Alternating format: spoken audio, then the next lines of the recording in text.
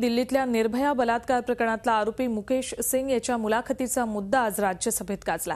तिहार जेलमध्ये असलेल्या आरोपीची मुलाखत घेण्याची परवानगी दिलीच कुणी असा सवाल करत विरोधकांनी जोरदार गोंधळ घातला। या प्रकरणात दोषी असलेल्यांवर अद्याप कारवाई का करण्यात आलेली नाही यावरही विरोधकांनी सरकारवर टीकेची झोड उठवली। या गोंधळामुळे राज्यसभेचं कामकाज काही वेळासाठी तहकूब करावं लागलं।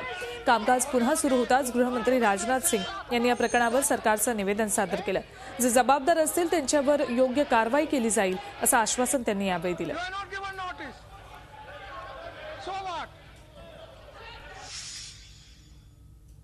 2 साल हो गए हैं इस केस को त्यागी जी हाउस में लेके आए हैं। मैंने उस दिन के बाद इस बात के ऊपर कोई टिप्पणी नहीं की, मगर मुझे बड़ा दुख हो रहा है इन्होंने जो किया ये भी वही कर रहे हैं। आप क्या का मतलब क्या है? क्या का मतलब ये है कि आपको तुरंत कार्रवाई करनी चाहिए थी। 2 दिन से ये बात चर्चे में आ रही है, आप लोग विचार करेंगे उसके बाद करेंगे। ये क्रोकोडाइल टीयर्स नहीं चाहिए औरतों को। आप समझे कि नहीं? उस आदमी को जेल से छोड़िए। We will deal with him. Bhupendra Singh,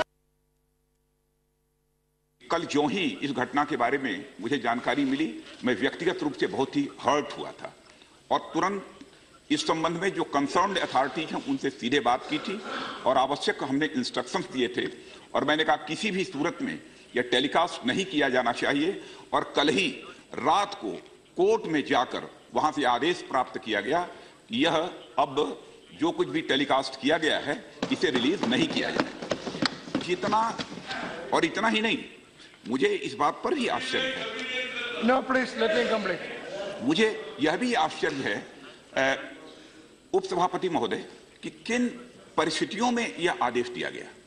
मैंने यह कहा है कि इसकी मैं पूरी जानकारी चाहूंगा और जो भी अब तक का प्रोसीजर रहा है इस प्रकार के आदेश देने का, जरूरत पड़ी तो उसको मैं रिव्यू करूंगा और इस प्रकार से भविष्य में किसी को जेल में जाकर और इस प्रकार की रेपिस्ट का टेलीकास्ट करने की इजाजत किसी भी सूरत में भविष्य में नहीं दी जाएगी, यह मैं इंश्योर करूंगा। झी 24 तास रहा एक पाऊल पुढे।